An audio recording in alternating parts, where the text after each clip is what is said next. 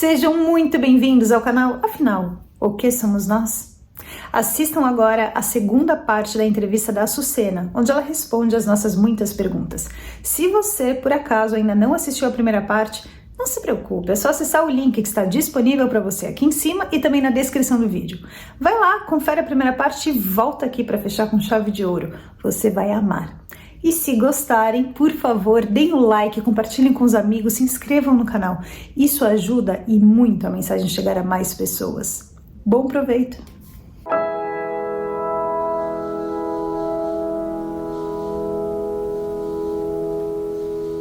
E foi isso, minha experiência foi essa. Tá, eu sei que tem um sonho também. Esse sonho foi antes ou depois da experiência? O sonho foi antes, as crianças eram pequenas, aí não pequenininhas, né? Foi depois desse momento que eu tive a situação de passar mal e descobrir que era von Willebrand. Foi depois, Esse sonho deve ter sido em 2015, 2016. A cirurgia foi quando? Foi em 2020. O sonho foi antes, o sonho é antigo, o sonho deve ter sido em 2010. Deve ter sido em 2010, que foi exatamente... o casamento era difícil, o marido vivia e no final ele foi embora de casa.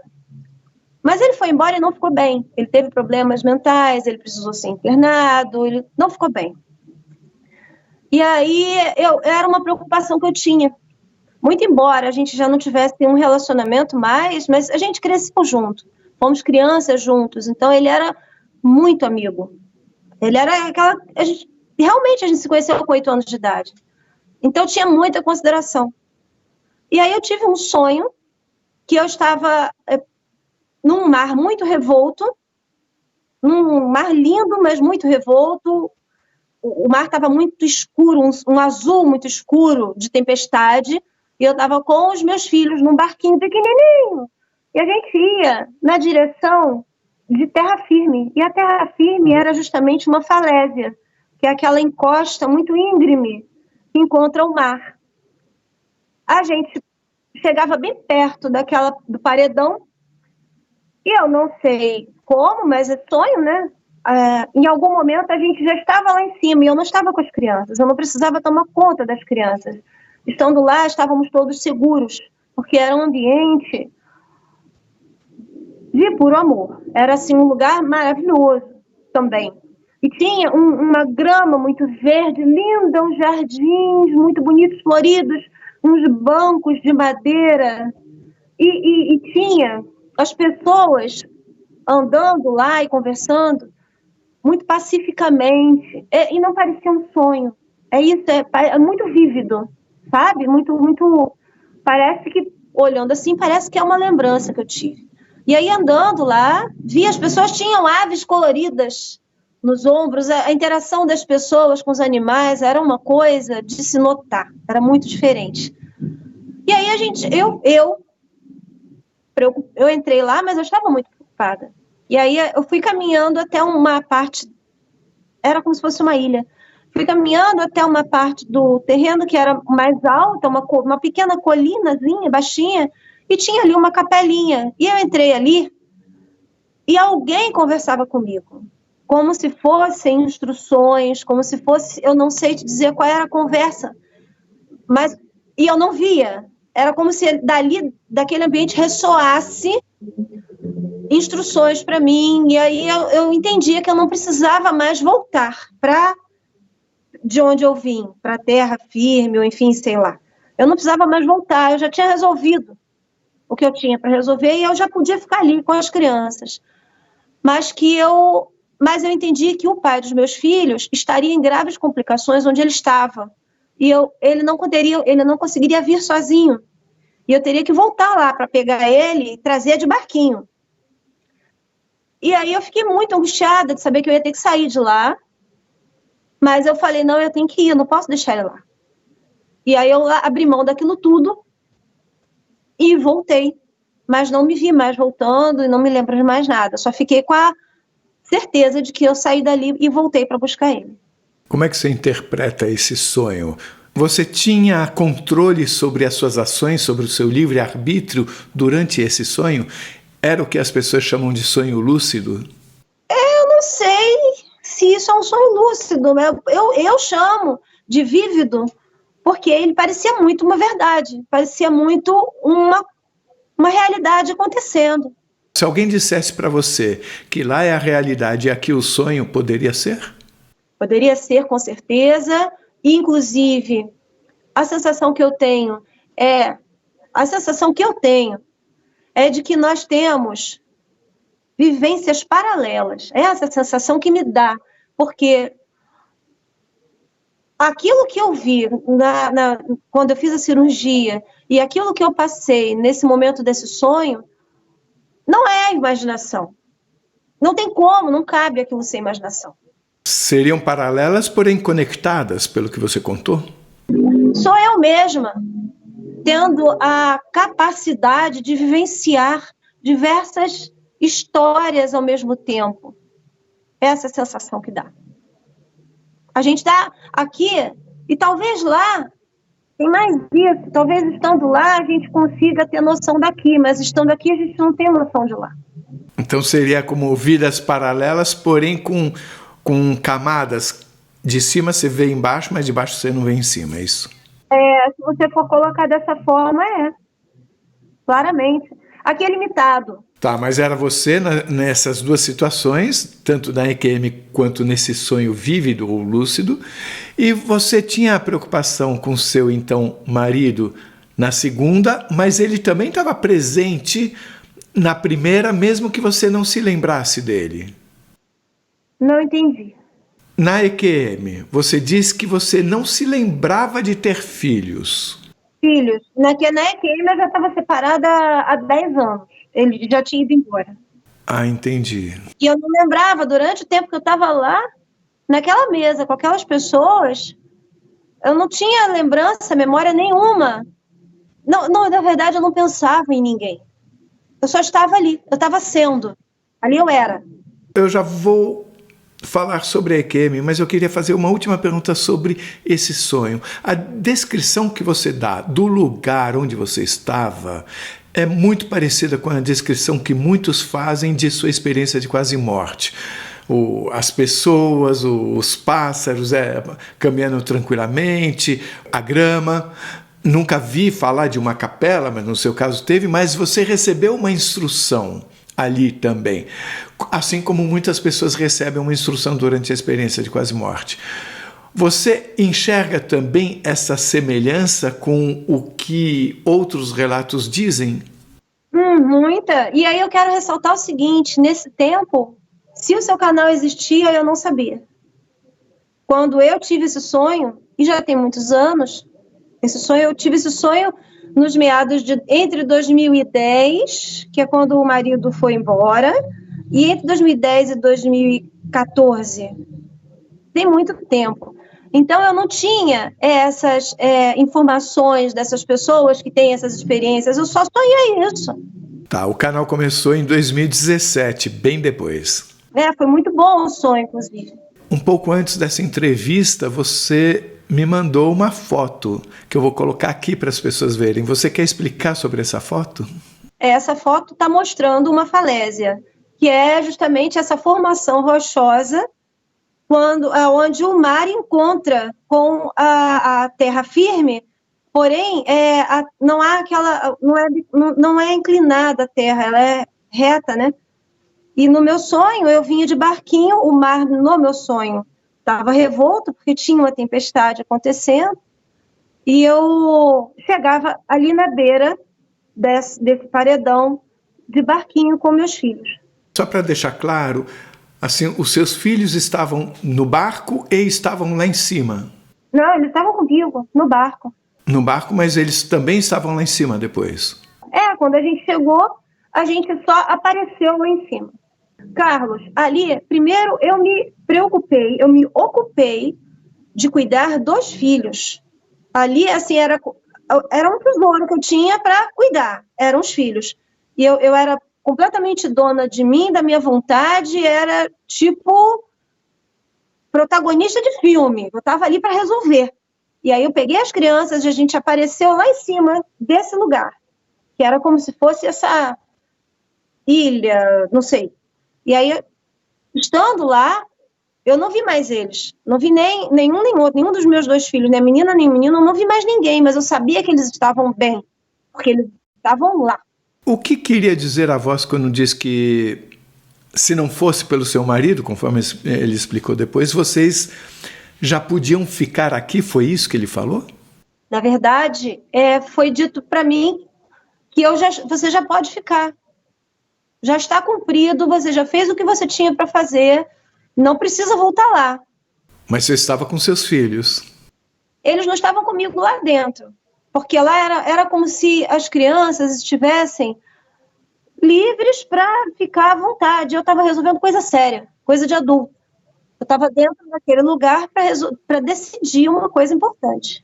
É mais um detalhe que lembra as experiências de quase morte, quando é dada à pessoa a escolha de voltar ou não. Obrigada. Indo para a sua experiência de quase morte, você falou no final, eu sei que foi muito breve, mas o que não quer dizer que seja menos importante por ter sido breve, você disse que você não se lembrava dos filhos. E eu pergunto a você, se você acha que você simplesmente não se lembrava, ou se era mais uma situação, você estava tão atenta a tudo aquilo que a sua atenção estava totalmente voltada para aquilo. Não é que você nem sabia que eles existissem. Imagine a situação que você está, por exemplo, jogando uma partida de xadrez.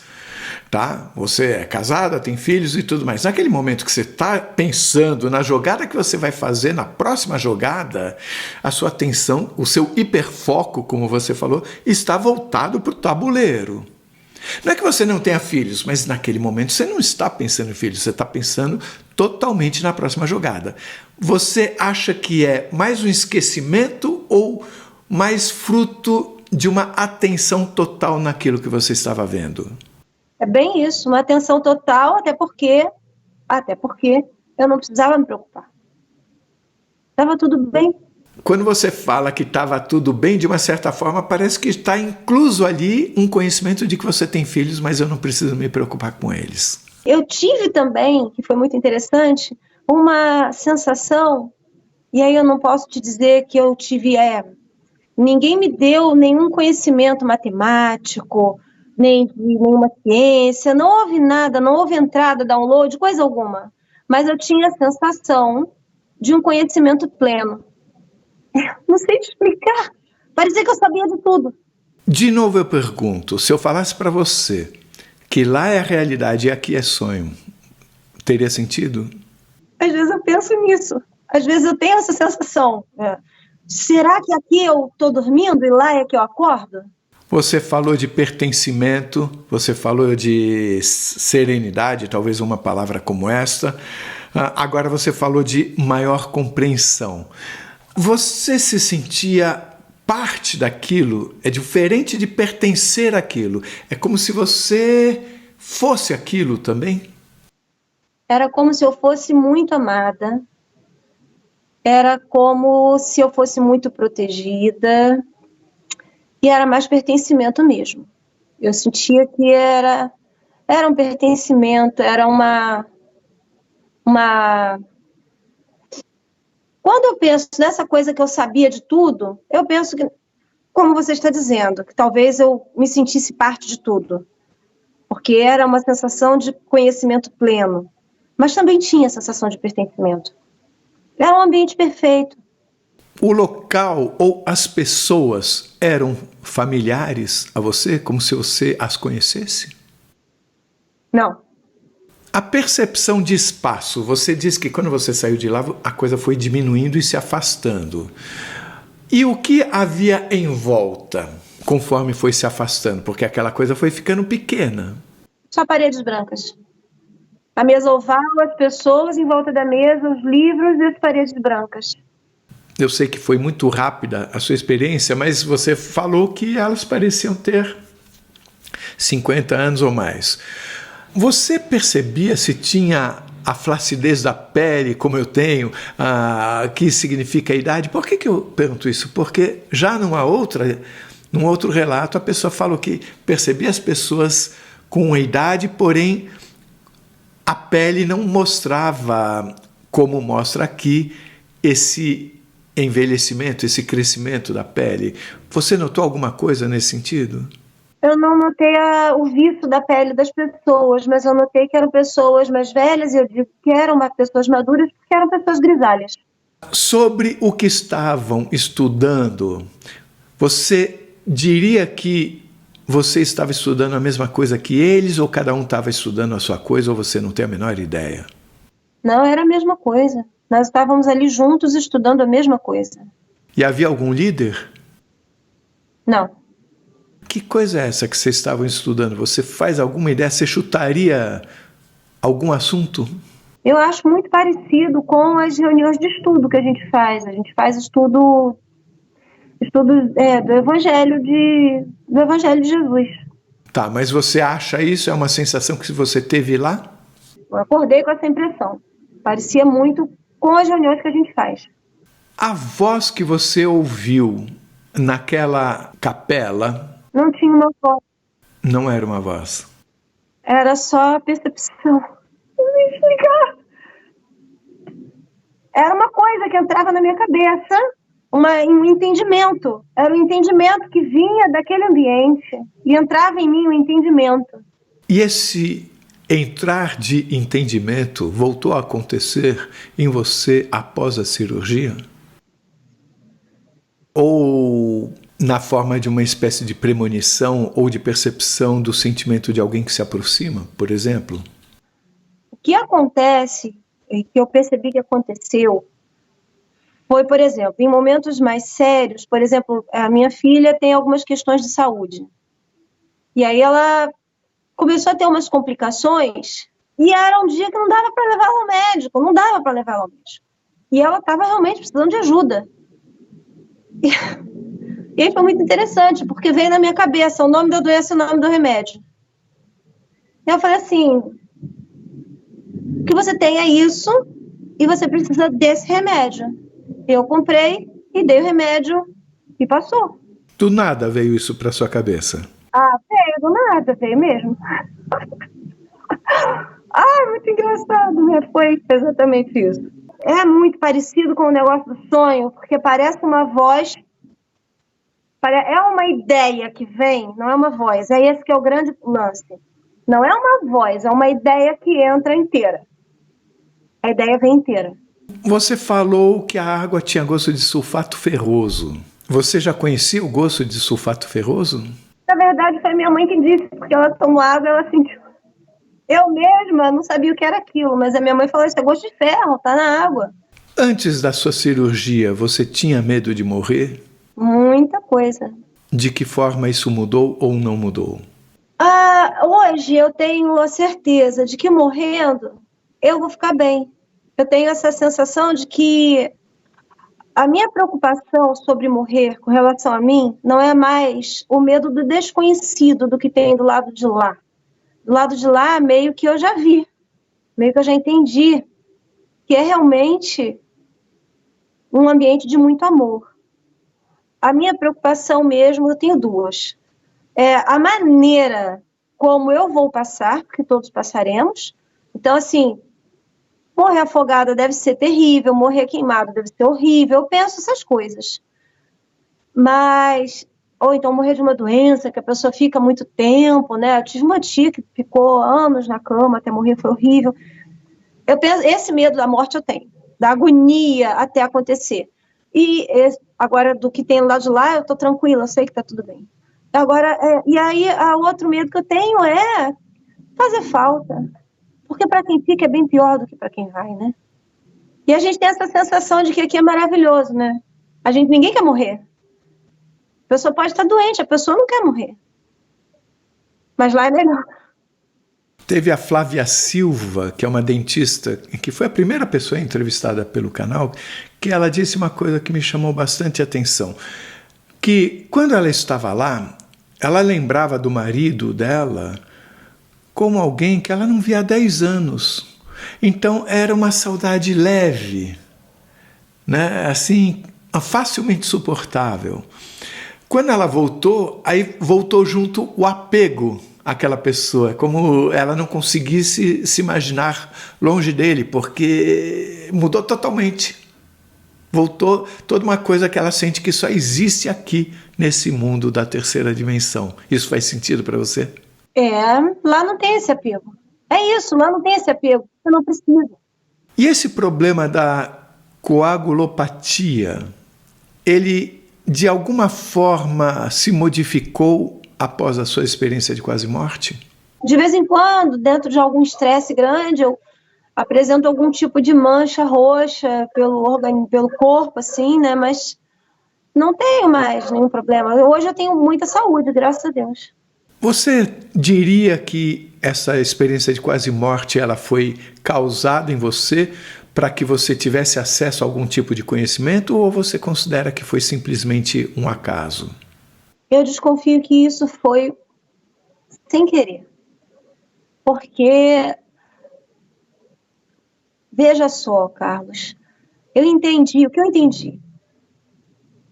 Durante a cirurgia, eu estava lá mesmo, estudando aquele negócio com aquelas pessoas, que eu desconfio que seja parecido com o que eu estudo com o nosso grupo, mas eu nem sei se é. Mas eu estava lá, e isso é certo, que eu estava lá. Mas, dependendo de como eu despertasse da cirurgia, talvez eu levantasse dali, saísse dali, sem nem lembrar. É parecido quando a gente sonha, e que a gente acorda, às vezes, no meio da madrugada e tem um sonho, e aquele sonho está inteiro, pleno na mente. A gente dorme de novo, e quando acorda de manhã, esqueceu. Aconteceu que a forma de saída, a forma de despertar que eu tive da cirurgia, de alguma forma aquilo não foi assim, de uma vez só, foi gradativo. E por ser gradativo, eu tive ali um gap entre um mundo e outro, entre uma frequência e outra. E aí, nesse gap, eu tive a oportunidade de, com essa consciência funcionando, poder olhar o lado de lá, porque algo de mim ainda estava lá. Bem explicado, eu acho que é isso. Então, você estava lá estudando e, ao mesmo tempo, você está aqui. Você diria que você é a mesma pessoa lá e aqui, ou lá você seria uma pessoa potencializada? Lá eu sou uma pessoa mais tranquila, lá eu sou uma pessoa que tem um entendimento que não é o que eu tenho aqui, não tenho insegurança, lá não tenho medo, lá tá tudo bem, lá eu tenho confiança em mim, autoconfiança, uma paz, um respeito muito grande, lá tudo é pleno. Mas você lá e você aqui são a mesma pessoa? Sim, eu sou a mesma pessoa. Algumas pessoas em relatos comentaram que sentiam como se aqui é um pedaço da consciência delas, que não cabe tudo nessa vida, nesse corpo.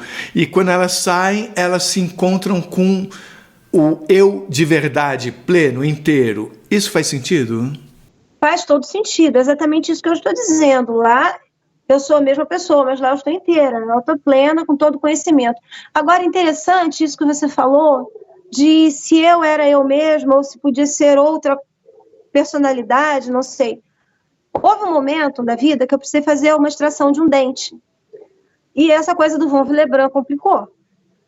E eu tirei esse dente e na hora de dormir, de madrugada, em sonho, eu me vi fora do corpo, olhando para mim que estava deitada, e da minha boca saía sangue. Eu estava deitada no travesseiro e eu olhava, interessantíssimo, que eu olhava para mim como se aquele corpo lá fosse de outra pessoa, que olhava para mim e dizia, tadinha, eu olhava com uma comiseração, com uma pena. E aí eu olhava, eu não lembro se eu botava a mão, se eu chegava a fazer carinho naquela cabeça daquela pessoa que estava deitada ali. Mas eu me via deitada no travesseiro. Eu não sei se eu sabia que era eu, mas eu me via deitada no travesseiro e eu tinha pena. E eu dizia, tadinha, coitada, tá com dor, tá sangrando, olha só. Eu tinha vontade de cuidar daquela criatura. É claro que eu acordei com a boca uma poça de sangue no travesseiro, né? E aí isso foi bem interessante, porque bate com isso, né? Dessa coisa da consciência estar plena, de ser uma personalidade que tem mais aqui ser limitado e não saber, e lá saber. Eu acho que é interessante. Que tipo de mudança você acha que houve, se é que houve, na sua vida após essa EQM? Uma tranquilidade maior. Mas não de algum dom ou característica física de percepção através dos sentidos, isso não. Você não passou a ouvir diferente ou a enxergar diferente? Eu perguntei antes da premonição, você não falou, mas você tem algum tipo de premonição que não tinha antes? Eu já tinha essa coisa de vez em quando ter uma intuiçãozinha, mas sempre muito leve. Eu não tenho uma mediunidade, eu não tenho essas coisas, não. De vez em quando acontece. Teve uma vez que aconteceu outro negócio interessante também, que é importante até dizer. Eu estava numa papelaria fazendo compras de material escolar para as crianças. E foi nessa fase muito difícil. A separação, geralmente, para todo mundo é tenso, né? Então, e eu estava tendo que trabalhar fora, uma vida muito corrida.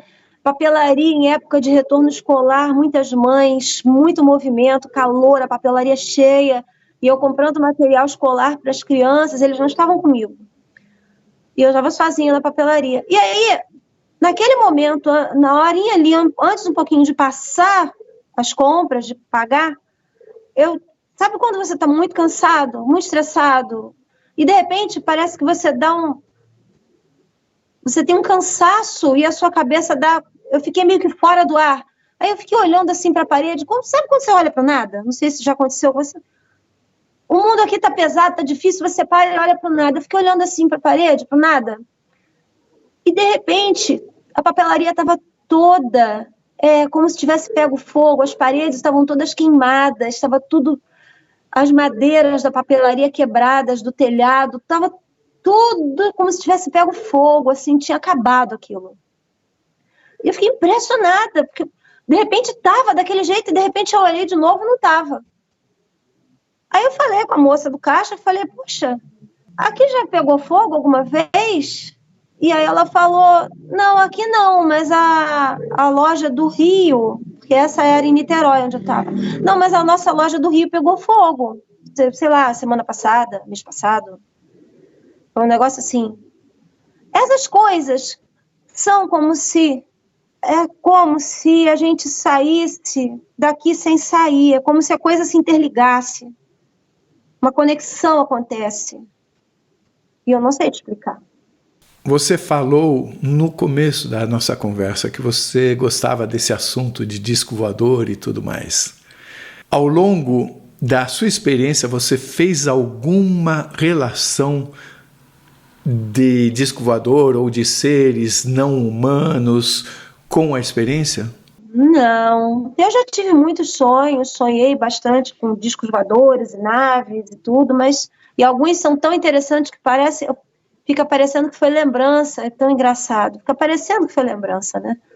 Mas foi só sonho. Mas são sonhos com a mesma característica vívida? Vívida, que parece que eu vou andar aqui do lado de fora, olhar para cima e ver o que eu vi no sonho, uma nave enorme. E o que você viu nesse sonho, fora a nave enorme? Você entrou nessa nave? Não entrei. A nave estava bem grande, bem baixa, aqui em cima da onde a gente mora. Isso era de noite, tinha uma nave enorme aqui em cima. Com alguma intenção? Eu tinha medo. No sonho eu tinha um pouquinho de medo do desconhecido. Você já viu alguma nave alguma vez? Não vi, não. Eu fiz uma entrevista com uma moça que mora na Alemanha, que é muito interessante, me lembra um pouco a sua experiência de quase morte, porque o que ela se lembra não é da experiência em si. Ela se lembra dela voltando de costas para o lugar de onde ela estava vindo, mas ela sabia que ela estava vindo de um outro lugar.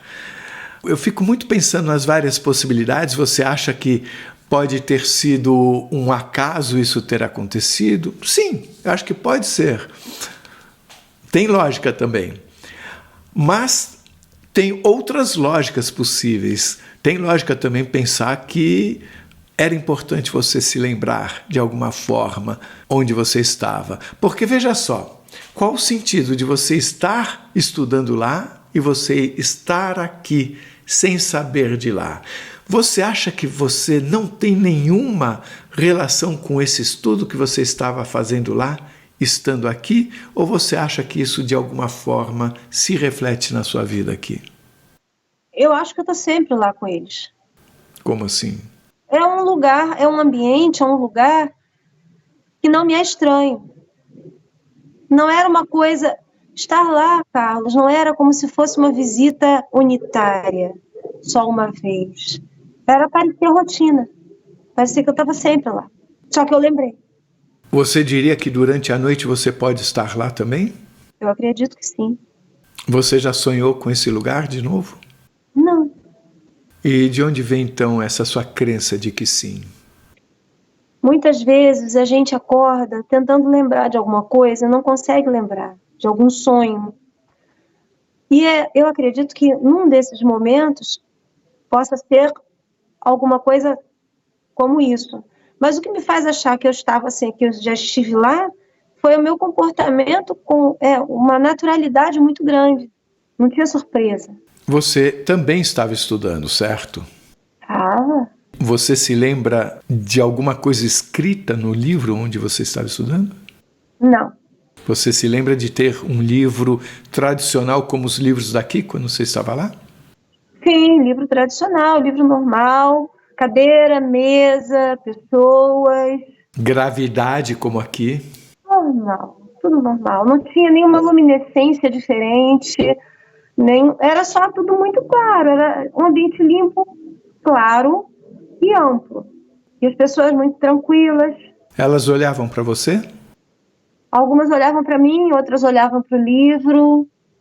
Estava todo mundo lendo, silenciosamente lendo. Você disse que era tudo branco, né? Roupas brancas. Não eram roupas brancas.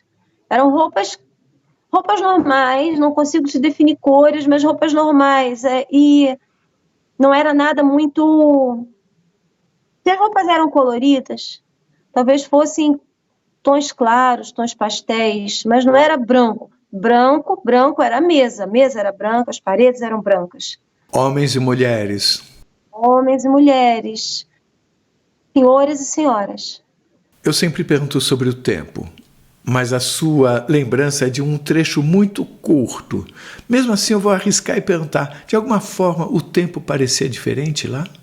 Não, foi como se eu estivesse sendo chamada. Sabe quando estão te chamando e você tem que ir, mas você quer ficar?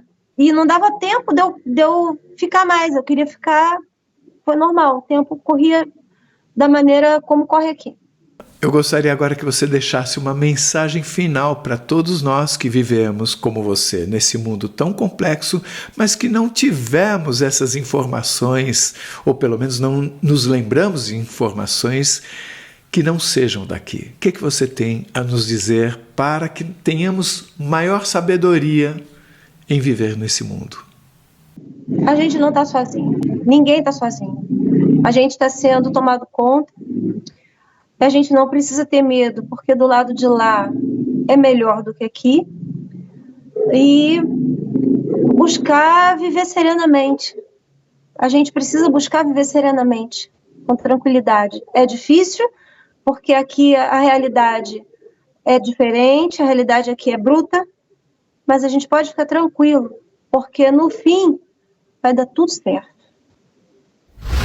Se você gostou, por favor, se inscreva no nosso canal, dê likes, faça comentários, compartilhe com seus amigos, toca o sininho que assim você sempre fica sabendo quando chega vídeo novo saído do forno. E se você tem alguma dúvida ou passou por uma EQM e gostaria de compartilhar a sua história com o mundo, por favor, nos escreva. O nosso e-mail é afinal.oquesomosnós@gmail.com. Essa é uma nova fronteira do conhecimento humano. Vamos juntos atravessá-la?